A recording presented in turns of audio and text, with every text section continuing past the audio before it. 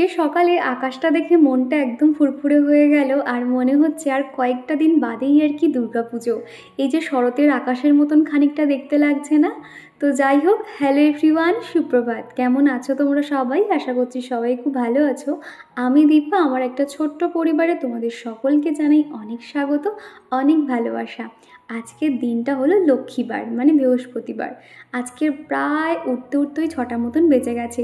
5:30 থেকে না ঘুমটা ভেঙে গেছে উঠছি করে। তারপর ওই 6:45 দিকে উঠে বাসি কাজকর্ম সমস্তটাই কিন্তু সারা হয়ে গেছে। আর বৃহস্পতিবার মানেই তো জানো একটা তাড়াহুড়ো থাকে, সেই জন্য সকাল থেকে আর ক্যামেরাটা অন করা হয়নি। আর ওদিকে কিন্তু সকালে আমার রান্নাবান্নারও একটা ঝক্কি ছিল, সেটাও কিন্তু সেরে নিয়েছি। আর এখন এই যে কয়েকটা কন্টেনার আর কি রিফিল করার ছিল, সেগুলো এখন সেরে নিচ্ছি। আর এই যে তেলের কন্টেনারগুলো দেখছো, এগুলো তোমরা অনেকেই বেশ খুব পছন্দ করো, অনেকেই জানতে চাও এগুলো আমি কোথা দিয়ে কিনেছি। এগুলো না আমি মিশো থেকে কিনেছিলাম, দুটো একসাথে কিনেছিলাম। একটাতে সাদা তেল রাখি আর একটাতে সর্ষের তেল। ভীষণ ভালো জানো তো। অন্য যে মানে অয়েল কন্টেনারগুলো ওই গা বেয়ে তেল পড়ে, এটা কিন্তু একদমই ওরকম হয় না।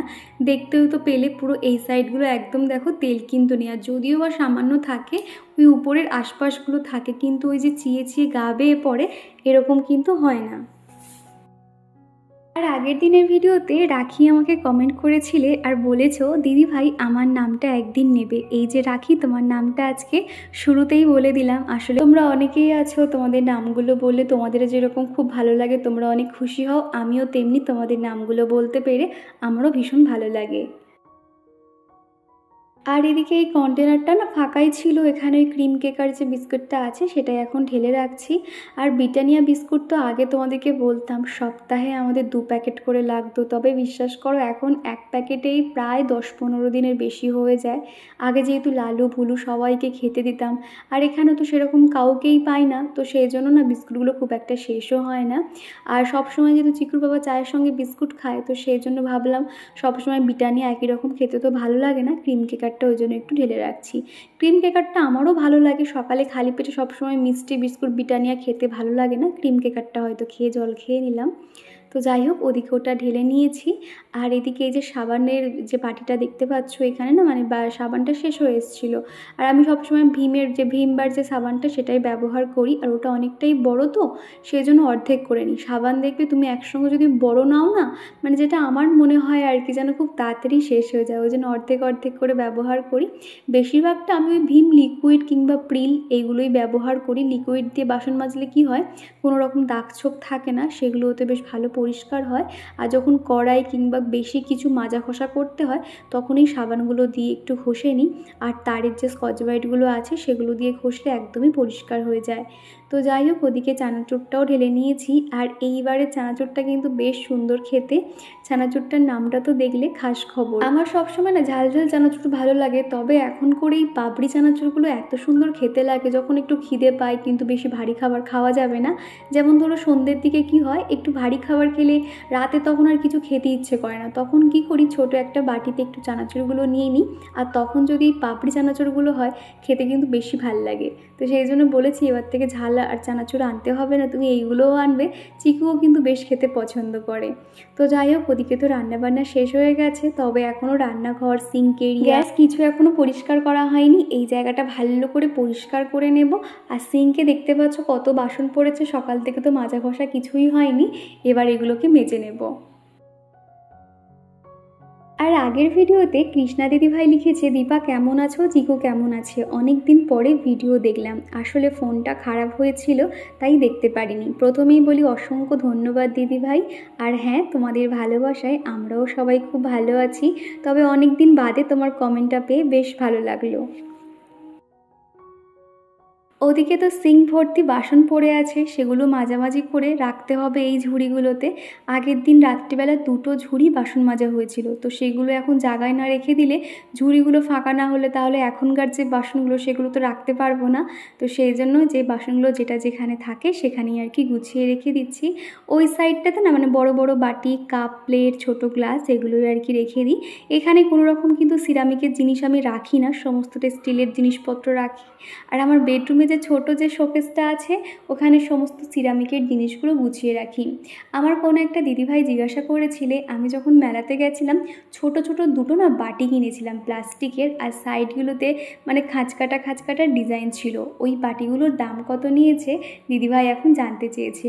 তো ওই বাটিগুলোর দুটো কিনেছিলাম, 40 টাকা নিয়েছিল। ভীষণ হার্ডি জানো তো। এরপর যদি কখনো কোনো কিছু রেসিপি করি বা কিছু খাবার খাই তাহলে ওই বাটিটা তোমাদেরকে আরও একবার দেখিয়ে দেব। যখন খাবার খাওয়ার সময় দেখবে একই রকম ওই বাটি কিন্তু ভালো লাগে না, একটু রকম বেরকম কালার হলে যেন বেশি ভালো লাগে। বিশেষ করে আমরা যারা একটু কন্টেন্ট ক্রিয়েটার রয়েছি আমাদের তো একটুখানি দেখার সৌন্দর্যের জন্য এগুলো ব্যবহার করতে হয়। সেই জন্য আমি যখন যেটা মেলায় একটুখানি ভালো লাগে চোখে পড়ে সেটা কিন্তু সাথে সাথে নিয়ে আসি। তবে কিন্তু খুব যে বেশি দামি জিনিস তো আর নেওয়া সম্ভব হয় না, কম দামের মধ্যে যতটুকু আমার সামর্থ্যে পড়ে আমি ততটুকুই কিন্তু নিই।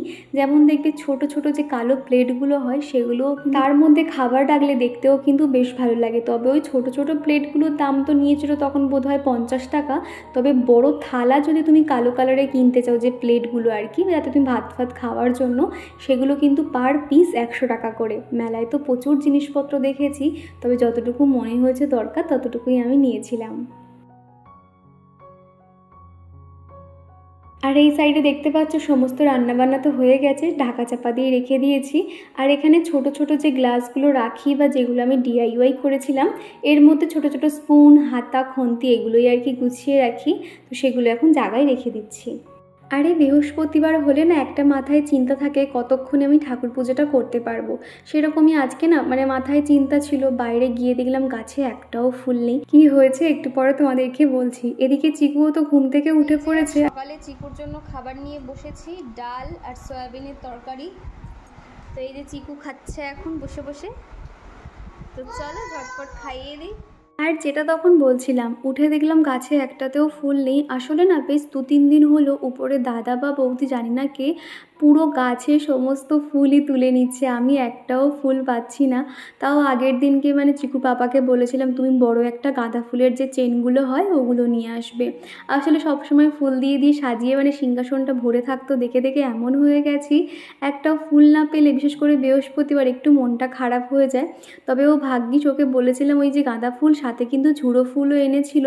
তবে এই বর্ষা ওয়েদারে তো ওই ঝুড়ো ফুলও না কেমন একটা বাজে হয়ে যায় জানো তো, ওগুলো ভগবানকে আর দেওয়া যায় না। ওইগুলো সম্ভবত দোপাটি ফুল আর কি, ওগুলো কেমন জানি হয়ে গেছিলো। শুধুমাত্র গাঁদা ফুল দিয়ে সাজিয়েছিলাম সিংহাসনটা, একটু পরেই দেখতে পারবে। আর এদিকে দেখতে পাচ্ছ জানালাতে যে সমস্ত জামা কাপড়গুলো মেলেছিলাম শুকনোগুলোকে তুলে নিলাম, আবার যে কয়েকটা আধ শুকনো ছিল সেগুলো আবার ওখানে মেলে দিয়েছি। এই জানালাতেও ছিল সেগুলোও তুলে নিয়েছি। আর এটার মধ্যে কি আছে জানো তো, আগের দিনকে প্রায় 1-1.5 বছর বাদে বাড়িতে ভাবলাম একটু টক দই পাতবো। জানি না কেমন হবে, দেখতে পাচ্ছ আমি কিভাবে কাপড়ের মধ্যে মুড়ে মুড়ে একটা বড় চালের ড্রামের মধ্যে রেখে দিয়েছিলাম। তো দেখতে পাচ্ছ কালকে কিন্তু আমি মোটামুটি দুধটা ভালো করে ফুটিয়ে ঠান্ডা করে 1 চামচ মতো টক দই দিয়েছিলাম। খুব একটা কিন্তু ভালো হয়নি, উপরে একটু জল জল মতন ছিল আর একটু থোকা থোকা মতন হয়েছিল। দেখতে পাচ্ছ অনেকে কিন্তু টক দই পুরো পারফেক্ট করে, জল ফল কিচ্ছু জমে না।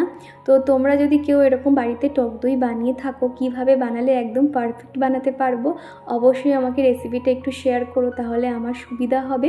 আমি আগে না বানাতাম মোটামুটি এরকমই হতো, তবে এবার এটা অনেক দিন বাদে বানিয়েছি তো খুব একটা ভালো হয়নি, হয়তো কিছু একটা ভুল ছিল আমার সেই কারণে। তো যাই হোক সকালে আমি খানিকটা সামান্য মতন চিনি মিশিয়ে টক দইটা কিন্তু খেয়ে নিয়েছিলাম। আসলে যে কোনো জিনিস কিন্তু চর্চা না থাকলে সেই জিনিস কিন্তু অতটাও ভালো হয় না। যত সেই জিনিসের চর্চা থাকবে সেই জিনিস কিন্তু একদম পারফেক্টলি হবে, তাই না? তো যাই হোক, যেটা আমি পারি না বা যেটা ভুল হয় সেটাও তোমাদেরকে বলে দিই। তোমরা অনেকেই দেখেছি আমার পুরনো চ্যানেলের নাম জানতে চাও, ওখানে কিন্তু আমি কোনো রকমের ভিডিও কিছুই দিই না, ওটা ওটার মতনই আছে।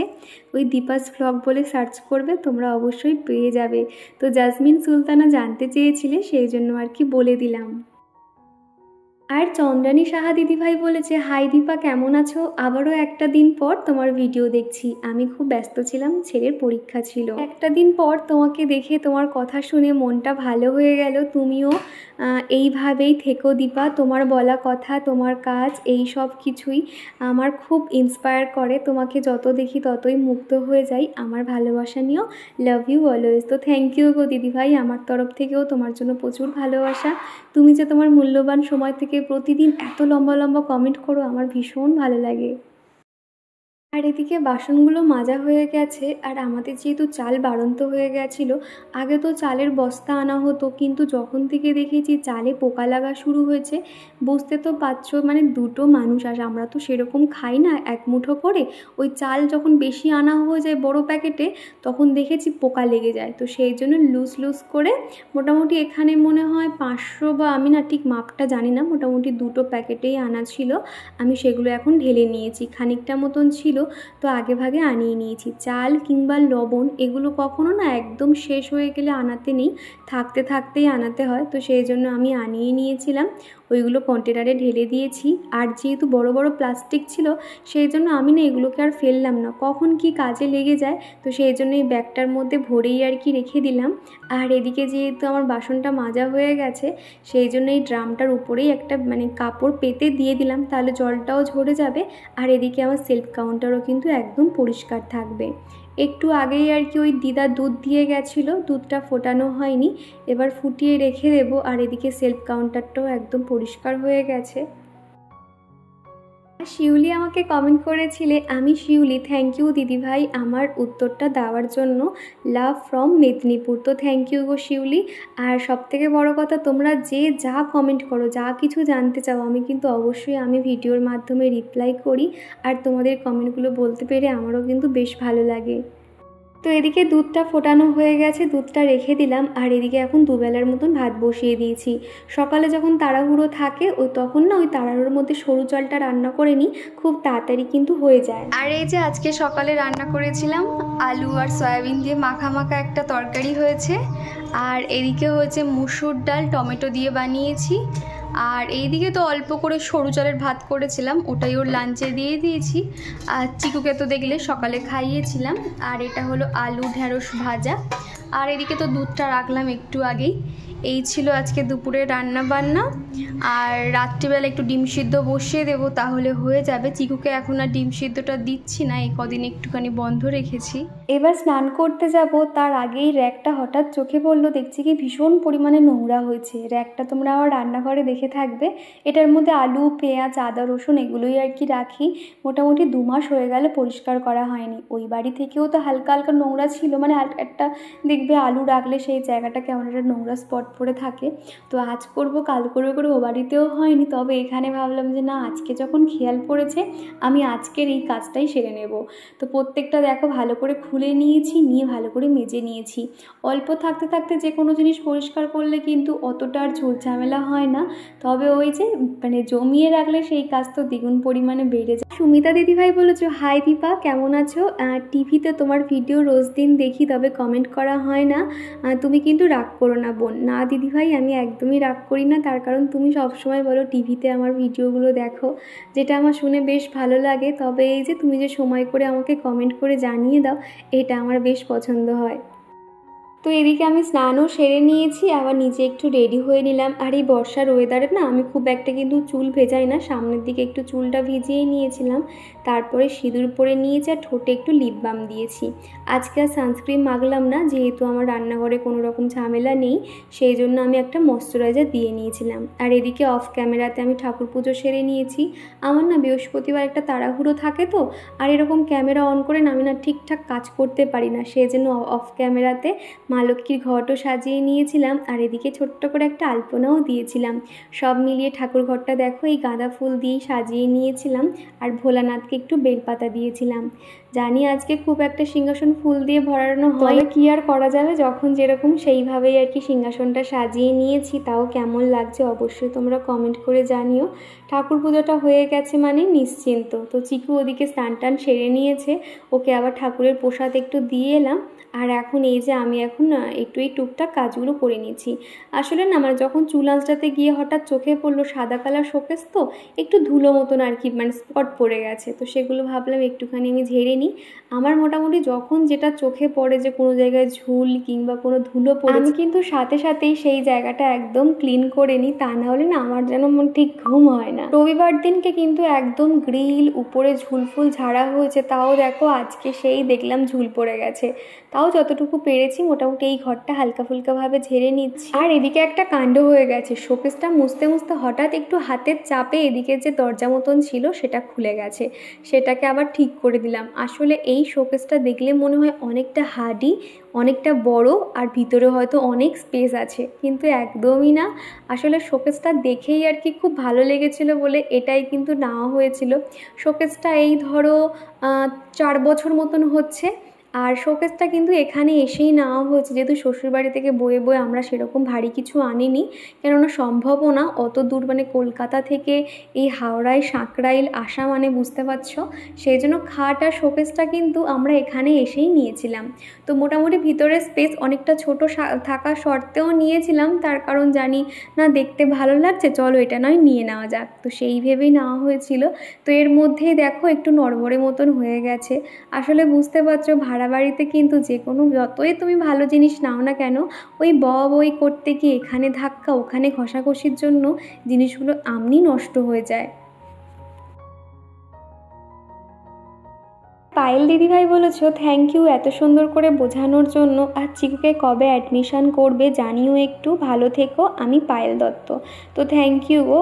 আর চিকুকে মোটামুটি এই বছর তো আর হলো না, ওই নতুন বছর থেকে আর কি ওই ডিসেম্বর বা নভেম্বরে তো ওদের অ্যাডমিশান রয়েছে শুনেছি, তখনই আর কি চিকুকে ভর্তি করব। মুনমুন দিদিভাই বলেছো দীপা তোমার ভিডিও খুব সুন্দর লেগেছে, চিকু সোনাকে অনেক কিউট লাগে, চিকু সোনাকে একটু বেশি বেশি করে দেখিও, আর ওর আধো গলায় কথাগুলো শুনতে খুব ভালো লাগে। তো থ্যাংক ইউ দিদিভাই, আমি অবশ্যই চিকুকে দেখাবো, তবে না সবসময় আমারও খেয়াল থাকে না যে ওকে ভিডিওতে দেখানো হয়নি। বুঝতে পারছো সংসারের কাজকর্ম সাথে ভিডিও শ্যুট বা ওকে ওর খাওয়ানো দাওয়ানো স্নান করানো সমস্তটা না সব মিলিয়ে ভুলেই যায় যে ওকে ক্যামেরাতে আজকে নেওয়া হয়নি। আর এদিকে দেখতে পাচ্ছ চিকু বিছানার মধ্যে কেমন হুড়োহুড়ি করছে। আজকে না বালিশগুলো আর বিছানাতে সাজালাম না, বেলার দিকে যদি রোদ হয় তাহলে দেব, এই ভরসা করেই কিন্তু বালিশগুলো চেয়ারের উপর রেখেছি। কিন্তু বেলার দিকে দেখলাম ঝমঝমিয়ে বৃষ্টি শুরু হলো, আবার সেই টিপটিপানি বৃষ্টি শুরু হয়েছিল। এখন এরকমই একটু বৃষ্টি হবে, তবে কী আর করা যাবে, তবে যখনই রোদ হবে তখনই কিন্তু সাথে সাথে কিছু না কিছু একটা শুকিয়ে নিতে হবে। পাপোশগুলো বাইরে রোদে দিয়ে এসেছি, সেগুলো একটুখানি ভালো করে ঝেড়ে নেবো আর কি, যতই হোক ঘরে থাকে তো ধুলো ধুলো কিন্তু হয়ে যায়। আর ডালিয়া আমাকে কমেন্ট করেছিলে তোমার ভিডিওগুলো আমার খুব ভালো লাগে, তোমার থেকে এনার্জি নিয়ে আমিও কাজ শুরু করে দিয়েছি। তো থ্যাংক ইউ ডালিয়া। আর তোমার এই নামটা শুনে কিন্তু আমার একটা বান্ধবীর কথা মনে পড়ে গেল। আমরা যেহেতু 5 বন্ধু, আর সেই 5 বন্ধুর মধ্যে একটা বন্ধুর নামও ডালিয়া। তো যাই হোক, তোমার কমেন্টটা পেয়ে বেশ ভালো লাগলো। আর আগের ভিডিওতে বিজলিপাল একটা কমেন্ট করেছে, শুনে আমার ভীষণ হাসি পেয়ে গেল। সে লিখেছে চিকুর ঠাকুর প্রণাম করাটা খুব ভালো লাগলো, মনে হচ্ছিল আমার ঠাম্মা। সত্যি কথা বলতে চিকুকে শাড়ি পরে ওই রকমই লাগছিল, শাড়ির মতন করে গামছাটাকে দিয়েছিলাম।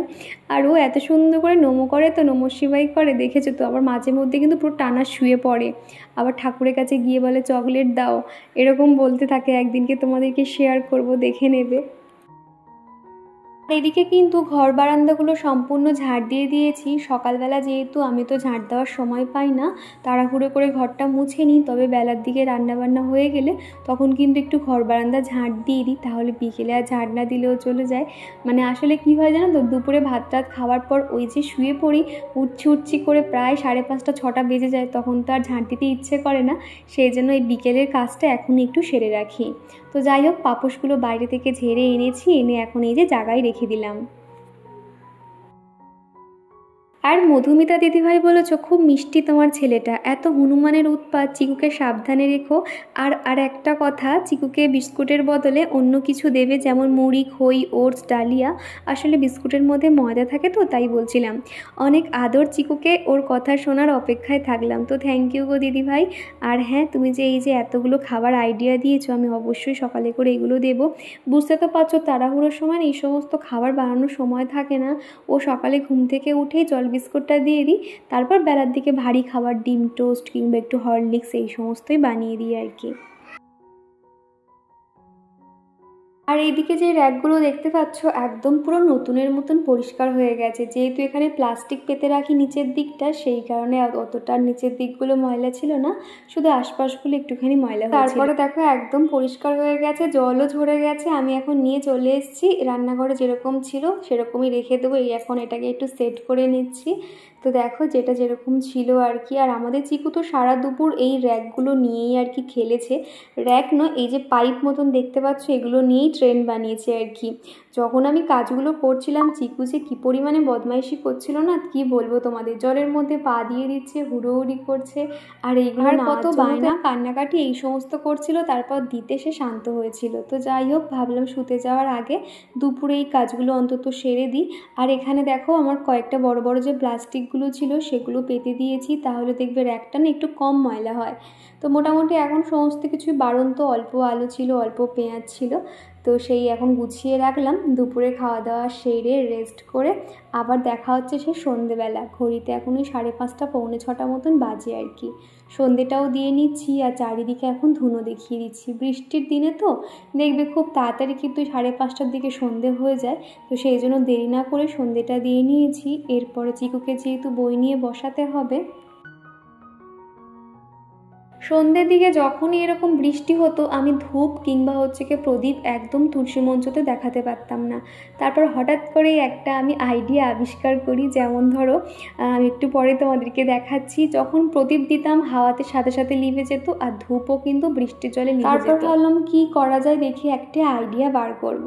তো একটু পরে দেখাচ্ছি কি আইডিয়া বার করেছি। আর এই মেন গেটের কাছে না একটা লাইট আছে, উপরে বৌদিরা তারা কখনোই না লাইটটা জ্বালায় না, পুরো ঘরের সামনেটা অন্ধকার করে রেখে দেয়, যেটা আমার ভীষণ না খারাপ লাগে। মানে সন্ধ্যের দিকে না তুলসী মঞ্চ একটা, মানে সেখানে ধূপ প্রদীপ দেখানো দরকার, কিংবা বাড়ির সামনে না একটা আলো জ্বেলে রাখা দরকার। সেরকম তো আমি দিতে পারি না, তার উপর বৃষ্টির ওয়েদারে তো আরোই আমি এরকম প্রদীপ জ্বালাতে পারি না। তো সেই জন্য এখানে ছোট্ট একটা আমি রঙের একটা ডিব্বা পেয়েছিলাম, তার মধ্যেই প্রদীপটা ঢুকিয়ে দিতে দেখো কি সুন্দর জ্বলছে। তো চলো